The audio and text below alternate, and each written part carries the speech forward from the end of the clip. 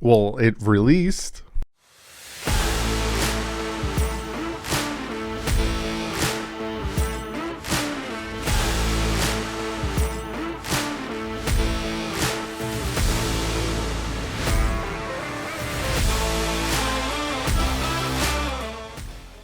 What is up, fans? We've been waiting since 7 o'clock for this podcast to be released, and it finally released, I think, about 20 minutes ago. It's now 10:44 as I'm recording this, and I'm going to live react to this and then release it for you guys to watch.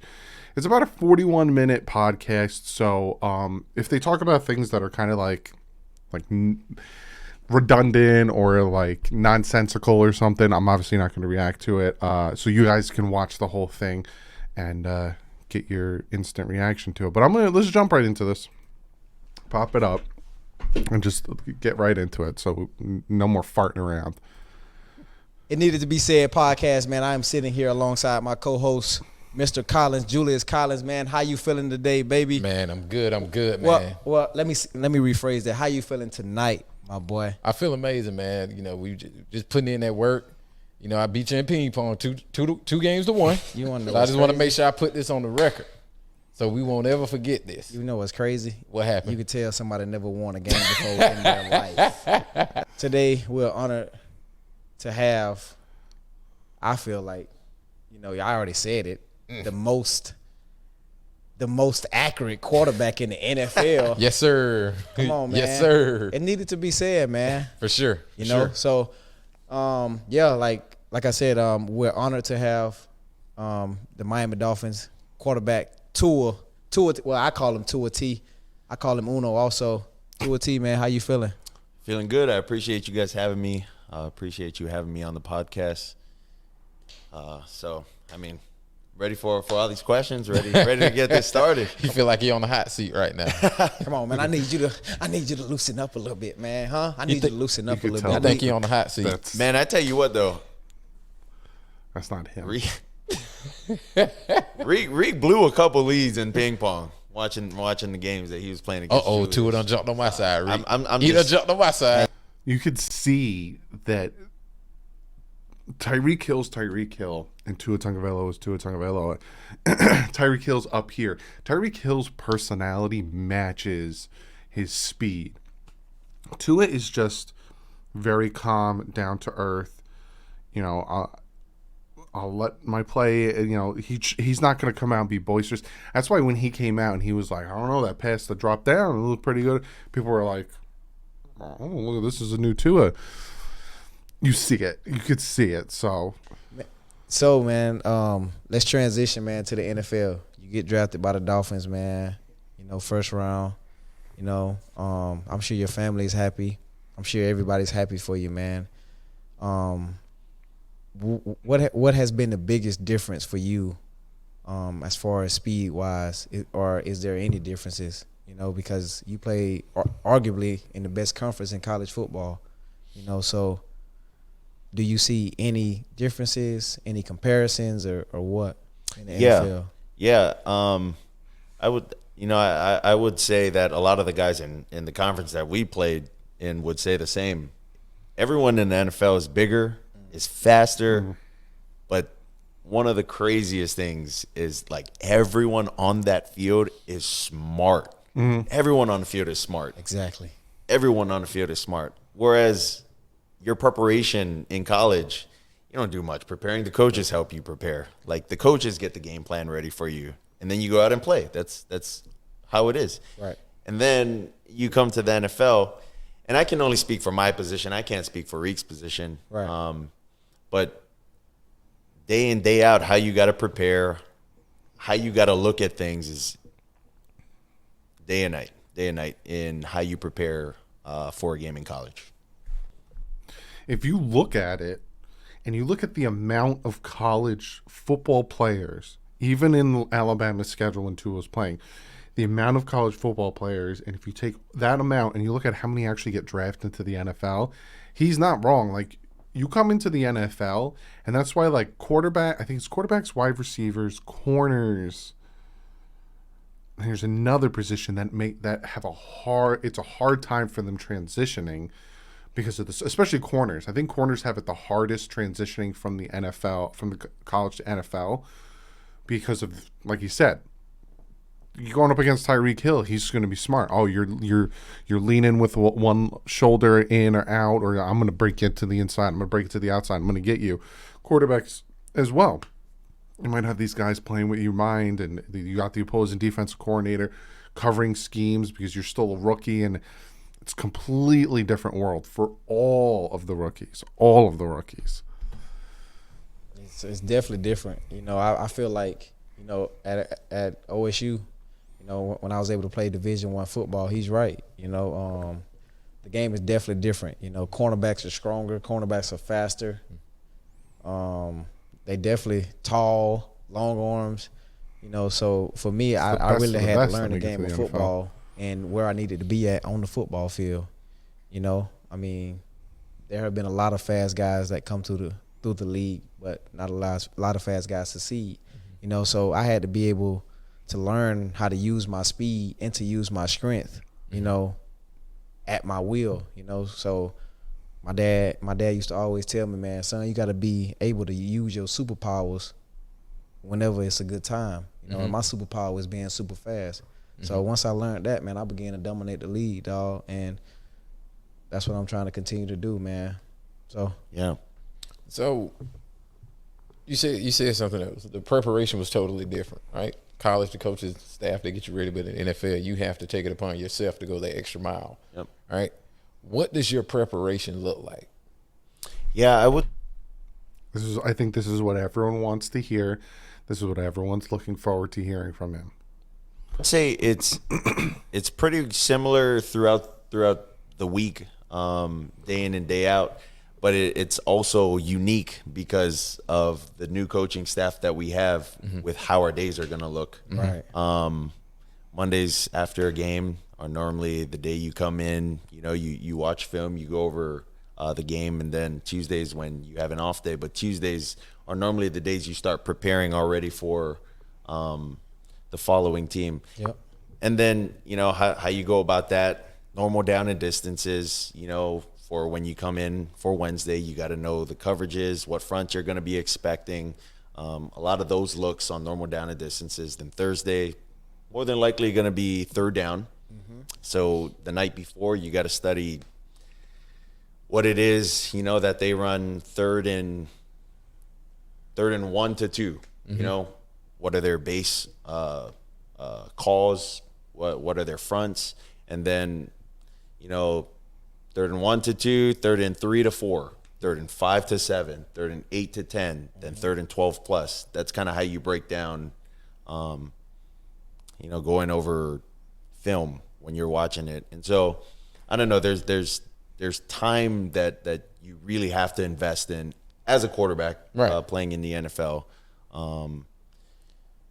Whereas when these guys ask, you better have the question or you better have the answer, because they'll look at you and be like, "Hey man, this guy doesn't. We're not ready. We're not ready for."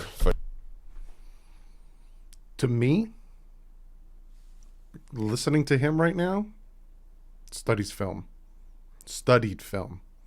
Did it on his own for the past 3 years.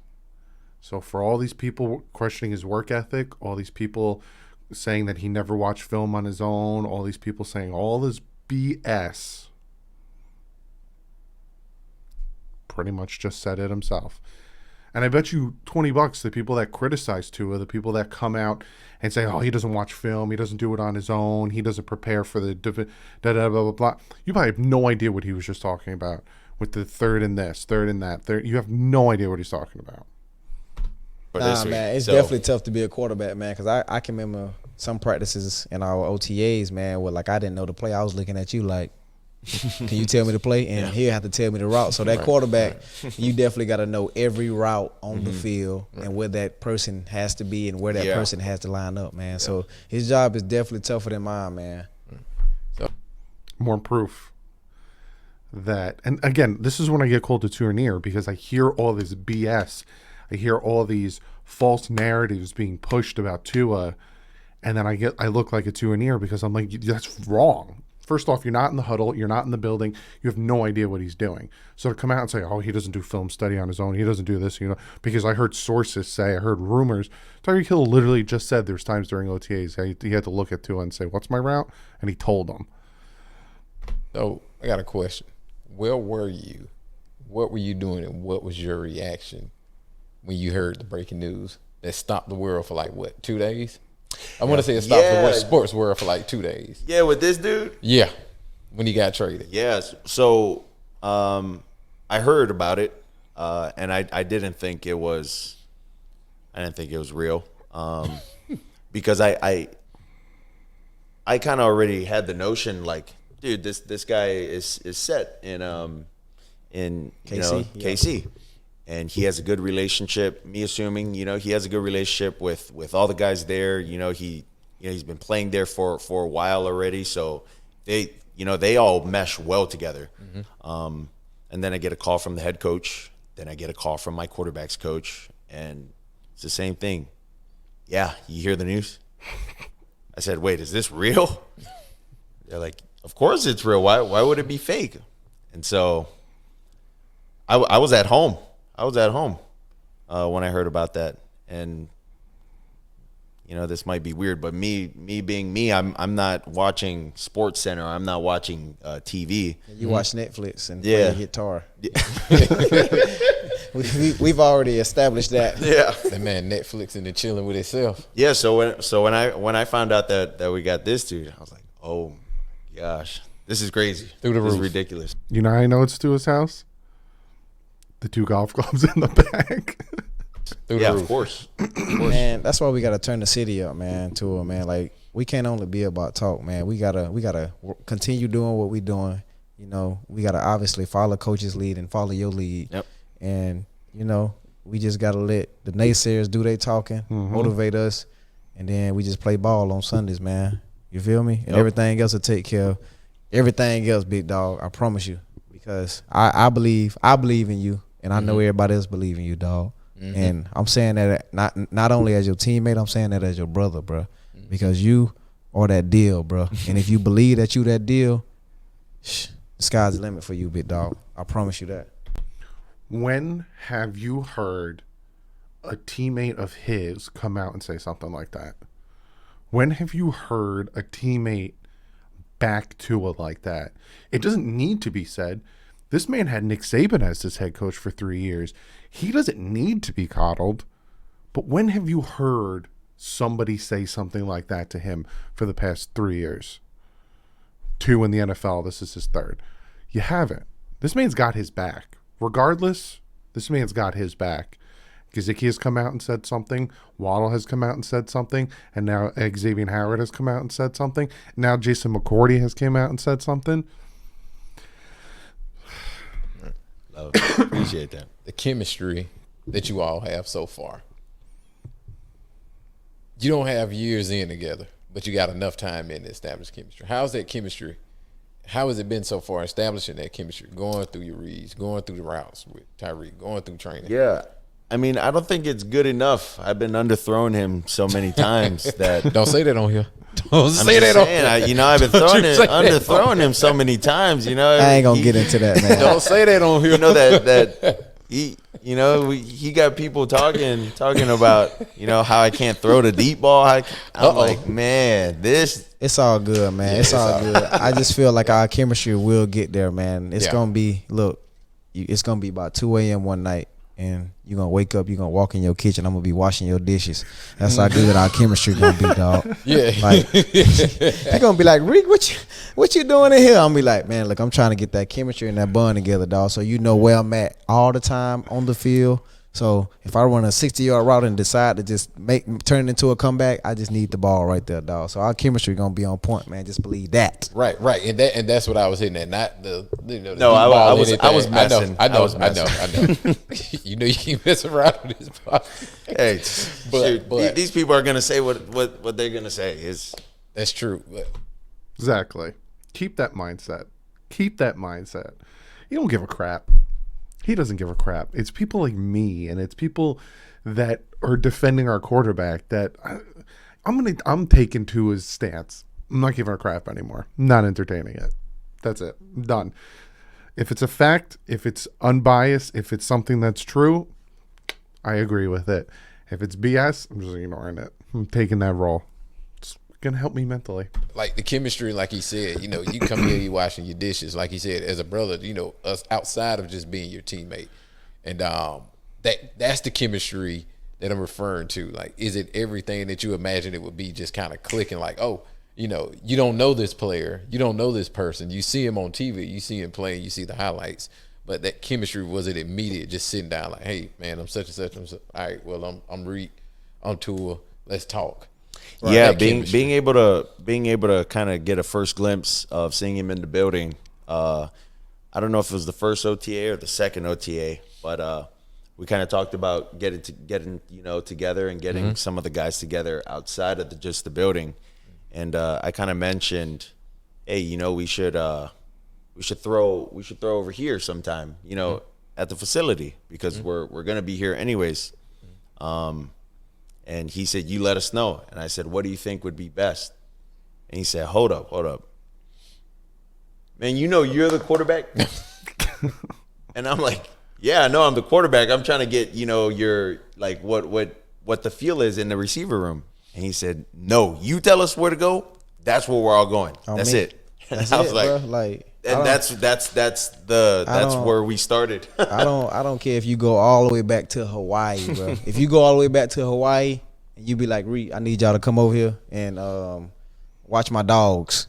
We on the way. Even though I'm scared of dogs, I'm gonna bring the whole receiving room, bro. If you haven't seen that video, it's hilarious. I think it's a TikTok or something. He goes over to his house and he's like keeping his distance, and he's telling Tua to put that dog away. And it looks like a Great Dane. It's a huge dog. But I love that. And again, it goes back to the whole false narrative about his work ethic. He did it last year where he contacts the wide receivers. Let's get together. Let's throw routes. There's the picture. Again, I've shown 1,000 times of him showing them the playbook. Did the same thing here. But I feel like Tyreek Hill is now trying to get Tua out of that, you know, because Tua's very, you know, Tua.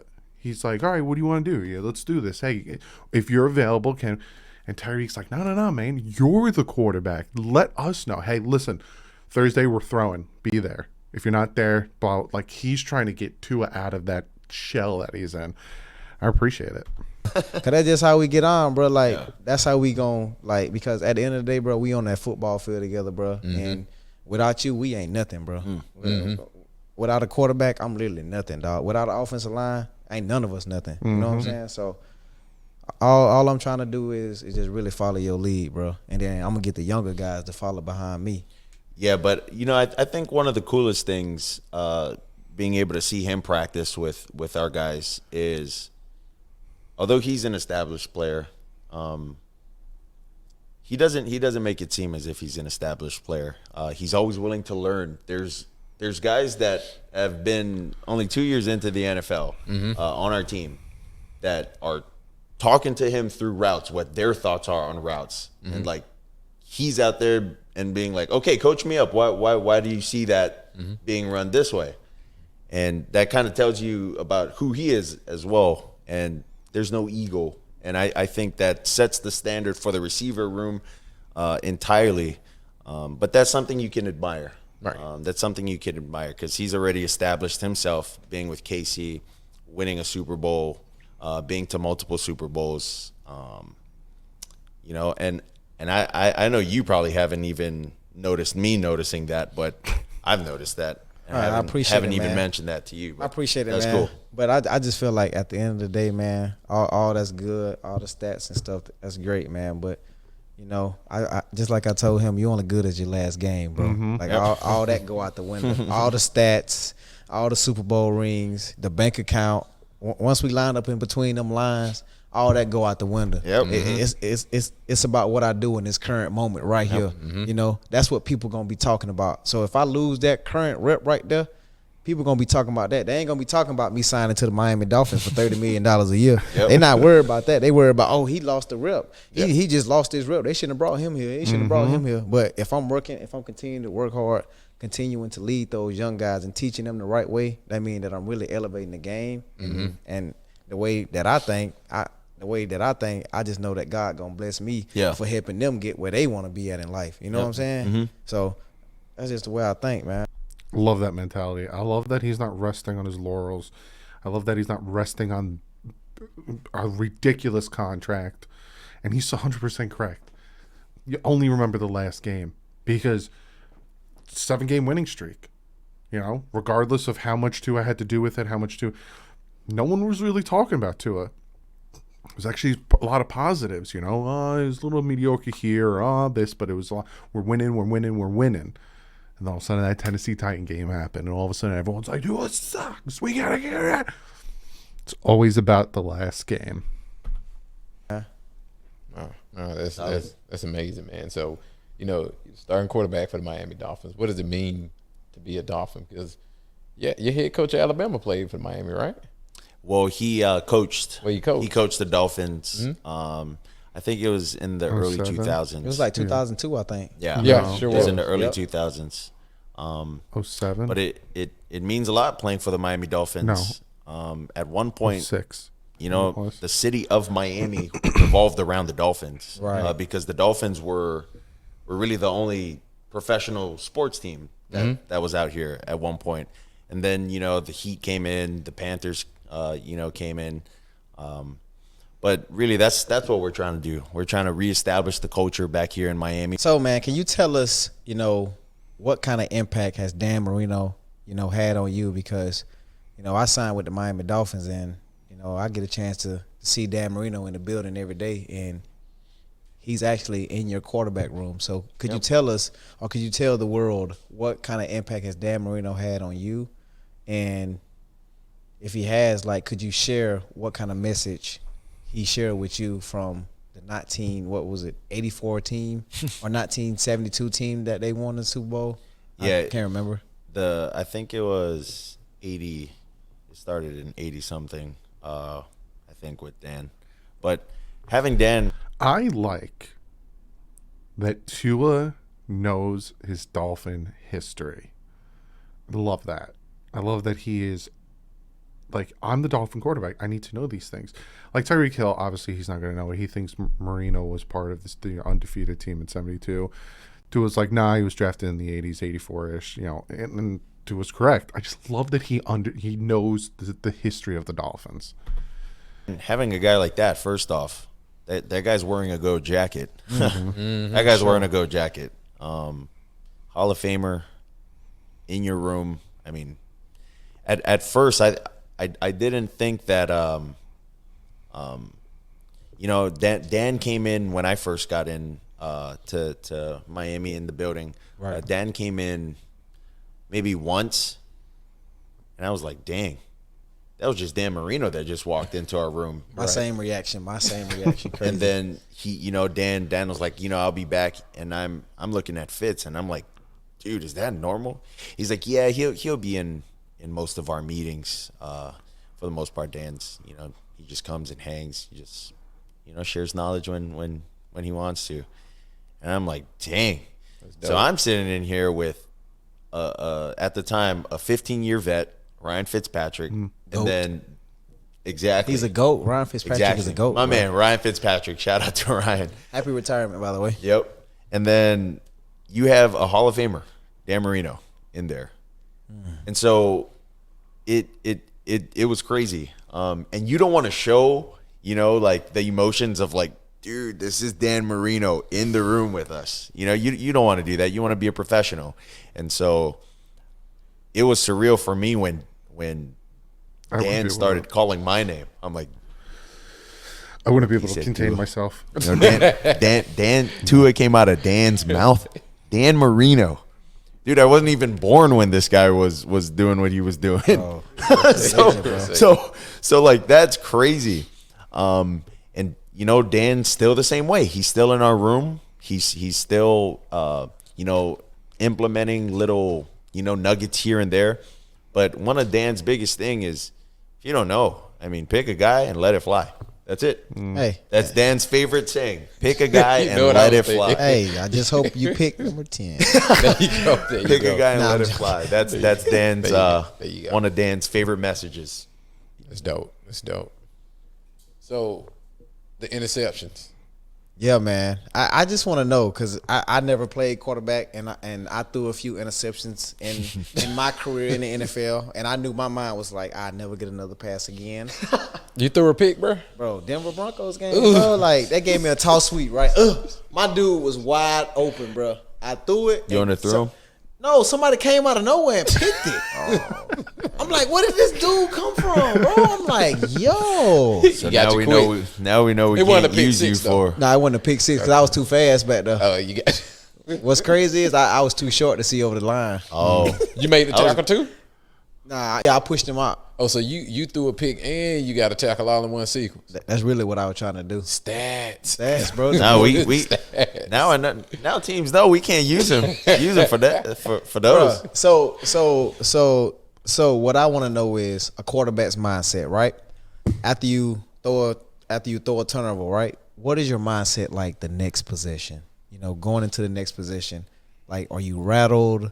Or are you like, look, I'm still gonna do me. I'm still gonna pick a guy and slang it, like Dan Marino would say. Yeah, I would say just initially when you do throw an interception, Right. The whole mindset I would say of a quarterback is, damn, I off rip is like I let the team down. You know, I turned the ball over. But it can be really easy for quarterbacks to just stay in that frame of mind. Right. And just go down from there. funk. Right. I think one of the coolest things is seeing how guys do react to throwing interceptions. And I would say for me, I have to clear it. I have to clear it at that point.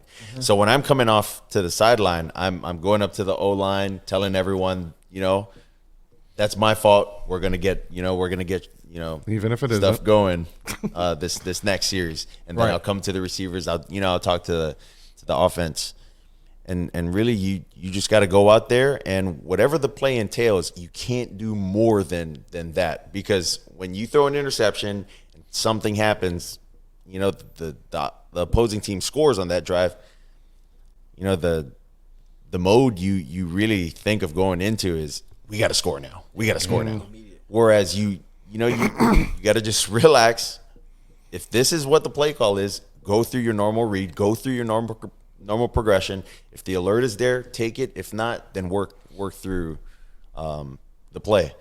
And that's what he meant by that. Because I remember him saying that, and people quote it by saying, see, he doesn't go above and beyond. He doesn't do this. He doesn't do that. No, because what he's saying is, you throw that interception, your instant logic is, I need to make up for that interception. If it's a pick six or whatever, I need to make up for the loss of a series. And your thought process is, I'm going to force it. We need a touchdown now. We need a touchdown now. I need to do a touchdown in 2 passes versus, and he just said, calm it down. Go through your reads. If the deep's not open, hit the shallows. Don't worry about So don't do too much when it's not necessary. Apparently, I've been drinking. And so you're really just trying to erase that and play good football from there. Wow. That's definitely a crazy mentality to have to deal with all while the game is still going. So you can't get down on yourself. You got to bounce back because the team is looking to you for leadership. Yeah. So I've met you today. You laid back. You seem very poised. Humble. Very humble. Very humble guy, man. I've even- been saying that. He's a very humble guy. You definitely have. So even through the media, you watch Netflix all day, but we know you see some of the negativity. Yeah. But you, sir, have the patience of Job. Who is Tua, and where does that stoic, not even stoic, because stoic can come off bad sometimes, right? But where does that poise come from? Is that the cultural thing? I know you stated you was raised by your parents and they taught you respect to your elders. Where does it come from? Yeah, I would say it comes from my upbringing. With me being the oldest, having to, kind of maneuver the you know, when dad's gone, maneuver the taking place of being dad, you know, at home when dad's at work, and it's just me, my siblings, and my mom. But my dad always told me to be humble. He's kind of instilled that in all of us. But in a way, the older you get, humble kind of changes in a way too. Right. Humble doesn't always mean, you know, if someone tells you you're good, you tell them, no, I'm not. You know, that doesn't always mean you're being humble. So what do you want me to say? I know. No, it's You're good. It's Duh. just appreciate it, you know, or a thank you. Right. But I would say the thing I don't want people to get twisted is, I am very humble, but don't let that, you know, kind of get in the way of me not being confident in myself, because I'm Here you go. I'm very confident in Look at the myself. camera and say that again. Oh, I just did. Here we go. But I'm This saying it's a Tua T that I like right here. Yes, Huh? sir. Don't get it twisted. Talk it. Don't get it twisted. All I need is a Snickers bar, and I turn into another mother trucker. So you basically letting them know. So it seems like the confidence and the poise comes from your upbringing. Like, is that a cultural thing? You've spent time in Alabama. You spent time in Miami. Do you think it's a cultural thing or what? I would say it's a cultural thing coming from where the places I've been at. Correct. And I would definitely say Alabama has had a lot to do with all of that. Right. You're just surrounded by first round draft picks, and you have guys that, I mean, at practice they talk their talk, and if you can't back it up, you know, then don't talk. And that was kind of the thing. Like, I wasn't much of a talker when I was at Alabama. So when I'd hear guys talking, kind of the notion was like, okay, like I felt like, you know, I'm a silent assassin. Right. So I'm gonna go for this guy now. Right. And then you go for him in practice, and then they start arguing with other guys, but you know, like, it's just for your clarity, like, oh yeah, like, I started that. Like, that's what you get. Okay. So you're the instigator. That's exactly what he is. Hey, but you got to think, am I really? It's funny. Is that a way to get the guys better? If so, keep on doing it. Right. That's right. Right. You guys are in Miami. Both of you guys with the Dolphins. What can the fans in the football world expect from a Tua T and a Cheetah connection? Are we gonna have multiple highlights? Oh, most definitely multiple highlights. All we gonna say is if you put certain people in certain situations, they gonna succeed, bro.